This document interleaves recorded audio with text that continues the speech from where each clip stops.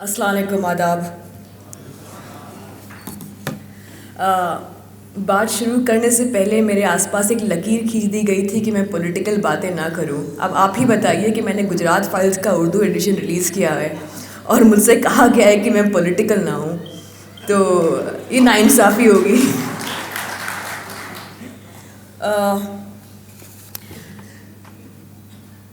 سمجھ میں نہیں آتا کیا بولوں، کیونکہ ابھی قطر سے لوٹی ہوں جہاں پر انڈین ایمبیسی نے مجھے بولنے سے روک دیا، جہاں پہ اے پی جے عبد الکلام کے ایک ایونٹ پہ مجھے بولنے کے لیے بلایا گیا تھا. اور بہت زیادہ عمر نہیں ہے میری، تو پتہ نہیں مودی گورنمنٹ کو مجھ میں کیا پاور نظر آیا کہ میں لاسٹ منٹ میں انہوں نے میرا ایونٹ خراب کر دیا.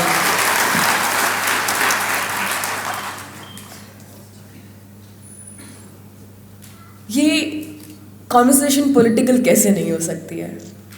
ابھی این ڈی ٹی وی پر بین ہوا ہے 2 دن پہلے. ہم اس ماحول میں جی رہے ہیں جب ایک دادری کے کو ایکیوزڈ کو ایک ٹرائی کلر پہنایا جاتا ہے اور ہمارے یونین منسٹر ان کو جا کے تسلی دیتے ہیں. اور آئی ایم سوری بٹ میں تو پولیٹیکل کانورسیشن میں یقین رکھتی ہوں، بیکاز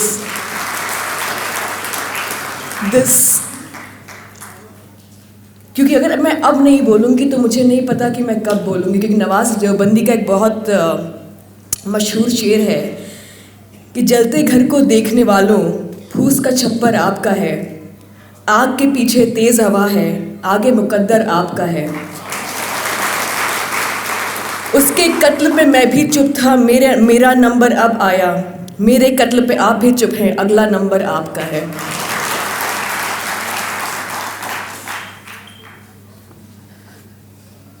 یہ کتاب جس کا بھی اجرا ہوا ہے اردو میں، اور میں چاہوں گی کہ آپ لوگ اس سب کو پڑھیں، بیکاز یہ کتاب جو ہے ایک سیلف پبلش کتاب ہے، اور ہندوستان کی مجھے لگتا ہے ہسٹری میں یہ پہلی بار ایسا ہوا ہوگا کہ کوئی سیلف پبلشڈ کتاب چھپی ہے اور جس کی 30,000 کاپیز اب تک نکل چکی ہیں.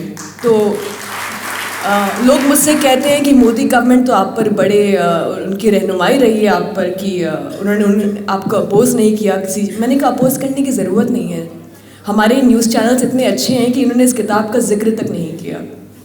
کہ تو مودی گورنمنٹ اس کتاب کو اپوز کر کے میڈیا کو فوڈر تو دے گی نہیں. اور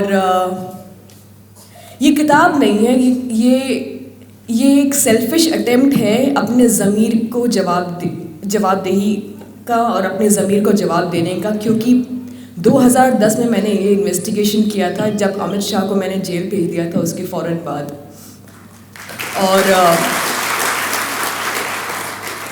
اور تب میں انڈر کور گئی، ایک 26 سال کی عمر تھی میری اس وقت، میتھلی تیاگی بن کر.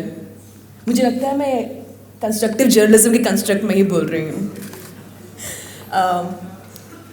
میتھلی تیاگی بن کر گئی میں انڈر کور بن کے ایک امریکن فلم انسٹیٹیوٹ کنزرویٹری کی اسٹوڈنٹ. اور آپ کو پتہ ہے کہ گجرات میں ہر چیز جو امریکن ہوتی ہے اس کو چاروں ہاتھ پاؤں سے لوگ لے لیتے ہیں، ایکسیپٹ کر لیتے ہیں. تو میں نے لینسز پہنے ہوئے تھے، میرے بال اسٹریٹن ہو گئے تھے، میں امریکن ایکسنٹ میں بات کرنے لگی تھی جو بہت ہی فیک اور بیہودہ تھا، لیکن پھر بھی وہ لوگوں نے ایکسیپٹ کر لیا. اور اس کے بعد میں وہاں پر 8 مہینہ رہی. پہلے کچھ مہینوں تک میں نے وہاں کے جو فلم میکرز ہیں ان کے ساتھ میں گھومتی تھی، ان کی آئٹم نمبر شوٹ کرتی تھی.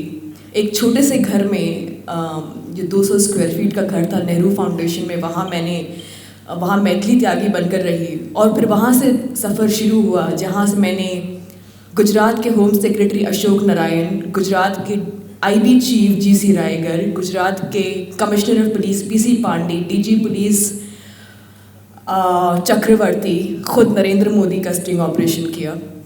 اور جس دن میں نریندر مودی کا اسٹنگ کرنے گئی اسی دن میری آرگنائزیشن تہلکا نے مجھے واپس بلا لیا. لیکن تھوڑی سی میرا تعارف کرا دیا گیا اس دن مودی جی سے. جب میں انٹر کیا میں نے مودی جی کے کیبن میں، تو انہوں نے کہا ارے آپ یو ہیو کم فرام، انگریزی بڑی اچھی بولتے ہیں، سیکھ لیا انہوں نے کافی اچھی. تو he said array I figure that you have come from America and you should write good things about America. I said of course that's why I am here. And پھر انہوں نے گجرات کی کچھ اچھی اچھی باتیں میں نے ان سے کہی. تو میرے ساتھ ایک فرینچ کلیگ تھے جو میرے فرینچ فلم میکر دوست کی حیثیت سے تھے. تو انہوں نے مودی جی سے کہا, سر I am very proud to see that even autos have your photograph. اب مودی جی اور اتساہت ہو گئے.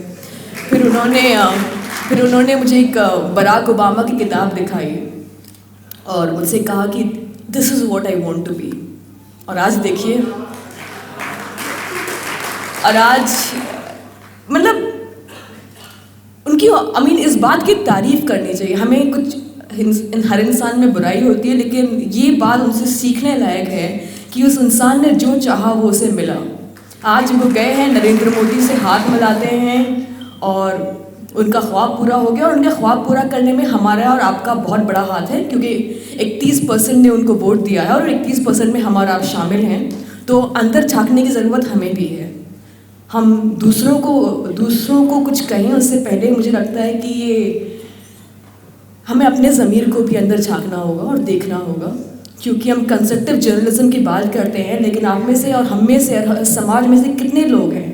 میں مسلم سماج کی بات کر رہی ہوں اسپیسیفکلی, بیکاز جب میں یہاں انٹر کیا تو قرآن شریف کی تلاوت ہو رہی تھی.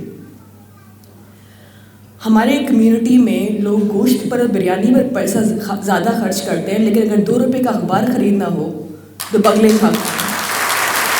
اور یہ ہماری کمیونٹی کا المیہ ہے. اور آئی ایم سوری, لیکن میں یہ بات کہنا چاہوں گی. اردو ادیب کی بیٹی ہوں اور 30 سال تک انہوں نے ایک گورنمنٹ اسکول میں پڑھایا, اور میں دیکھتی تھی ان کے ساتھ اردو اور انگریزی پڑھاتے تھے میرے ابا. اور صبح صبح جاتی تھی جب اسکول پہ تو لوگ جو ہیں بستر پہ سوئے ہوئے ہوتے تھے رات کو بریانی کھا کر. وہ وہی مہاراشٹرین آٹو والا 2 روپے کا اخبار لے کے پڑھ رہا ہوتا تھا, کیونکہ اسے شوق تھا جاننے کا کہ ملک میں کیا ہو رہا ہے, اس کے ساتھ کیا ہو رہا ہے. ہم میں وہ شوق نہیں تھا. میں یہ بات ہمیشہ کہتی ہوں اور مجھ سے لوگ غصہ ہو جاتے ہیں کہ ہم مردہ قوم ہیں, لیکن ہم مردہ قوم ہیں. آج آپ کے ساتھ اور ہمارے ساتھ جو ہو رہا ہے وہ اس لیے ہو رہا ہے کیونکہ ہم نے اسے ہونے دیا ہے. ہماری ایک مشترکہ آواز نہیں رہی ہے. ایک انسان, ایک لیڈر اگر ابھر کے آتا ہے تو 10 لوگ اس کو نیچے گرانے کے لیے آ جاتے ہیں, اور یہ آپ کی اور ہماری کمی ہے. آپ جرنلزم سے اور جرنلسٹ سے بہت زیادہ ایکسپیکٹ نہیں کر سکتے ہیں. ہم بہت کوشش کر رہے ہیں, اور اس ملک میں جب آپ کہتے ہیں کہ جرنلسٹ ہمارے خلاف بولتے ہیں, نہیں, اس ملک میں بہت جرنلسٹ ہیں جو آپ کے لیے آپ کی لڑائی لڑ رہے ہیں, لیکن وہ اتنا ہی کر سکتے ہیں. اگر آپ اپنے لیونگ روم میں بیٹھ کر صرف ٹی وی دیکھ کر اور کوسیں گے, اس سے کام نہیں چلے گا. آپ کیا کر رہے ہیں, آپ یہ سوچیے, اپنے آپ سے پوچھیے کہ آپ کیا کر رہے ہیں. میں یہ نہیں, لوگ کہتے ہیں کہ مسلمان ہتھیار اٹھا رہا ہے, میں کہہ رہی ہوں جی ہتھیار اٹھائیے. آپ کا قلم سب سے بڑا ہتھیار ہے. آپ کا کتنے لوگ قلم اٹھاتے ہیں. آپ کے پاس سوشل میڈیا ہے, آپ کے پاس ٹویٹر ہے, آپ کے پاس فیس بک ہے. آج کل دنیا محدود نہیں رہ گئی ہے ٹیلی ویژن اور نیوز پیپر میں. آپ کے پاس بہت سارے فورم ہیں. جب میں نے گجرات فائلز لکھی اور وہ کتاب چھپی نہیں اتنے بڑے انویسٹیگیشن میں, جس میں لکھا ہے آخری چیپٹر میں جو ہرین پنڈیا کا, مسلمانوں کی بات چھوڑیے, یہ کتاب ہندوؤں کے لیے بھی اتنی ہی بڑی چیز ہے, RSS کے لیے بھی اتنی بڑی کتاب ہے کہ جب جو آفیسر ہرین پنڈیا کا مرڈر انویسٹیگیٹ کر رہا ہے وہ مجھ سے کہتا ہے اسٹنگ آپریشن میں کہ جس نے ہرین پنڈیا پر گولی چلائی وہ تو ہماری کسٹڈی میں تھا, ہم نے اس کو باہر نکالا. اس ملک کی مین اسٹریم میڈیا کو شاید یہ خبر بہت بڑی نہیں لگی.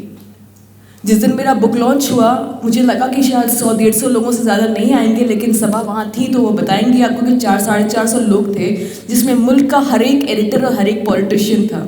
بڑی امید تھی مجھے کہ اگلے دن سارے اخباروں میں اس کی خبر ہوگی, کیونکہ لوگوں نے بڑی واہوائی کی, عزت افزائی کی. لیکن صبح جب اٹھی تو کسی اخبار میں ایک چمچا نہیں تھی, ایک 2 لائن تک نہیں لکھی گئی تھی. میرے لیے ایک لڑائی ہے. پچھلے مئی 22 سے یہ کتاب ریلیز ہوئی ہے. ایسا ایک بھی دن نہیں ہے جو میں اپنے گھر بیٹھی ہوں. اسکول, کالجز, میس, ہر کالج میں, ہر اسکول میں جا کر میں اس کتاب کو ریلیز کر رہی ہوں. میرے پاس ڈسٹریبیوٹر نہیں ہے تو دکان جا کر کتاب رکھ رہی ہوں. کیوں رکھ رہی ہوں میں؟ کیونکہ میں آپ کے ضمیر کو آواز دے رہی ہوں. میرے لیے بہت آسان ہوتا کہ میں چپ چاپ بیٹھ جاتی, کہتی ٹھیک ہے ایک سٹوری نہیں چھپی تو کیا ہوا. یہ ایک سٹوری نہیں ہے, یہ ایک سچ تھا جس کے ساتھ میں روز سو نہیں سکتی تھی. یہ ایک سچ تھا جو مجھے آپ تک پہنچانا تھا، اور یہ میں کرتی رہوں گی بھلے ہی میرے حکمران میرے اوپر کتنی بھی سینسرشپ کرتے رہیں۔ اور یہاں پر فیض کا کئی بار ذکر ہوا تو میں احمد فراز سے ختم کروں گی۔ احمد فراز نے محاصرہ لکھی تھی جنرل ضیاء الحق کے رجیم کے لیے، تو اس کی آخری 4 لائنیں تھیں: میرا قلم تو امانت ہے میرے لوگوں کی، میرا قلم تو عدالت میرے ضمیر کی ہے، اسی لیے تو جو لکھا دبا کے جاں سے لکھا، جبیں کلوچ کما کا زباں تیر کی ہے۔ میں کٹ گروں کہ سلامت رہوں، یہ یقین ہے مجھے کہ یہ حصار ستم کوئی تو گرائے گا، تمام عمر کی ایذا نصیبیوں کی قسم، میرے قلم کا سفر رائے گا نہ جائے گا۔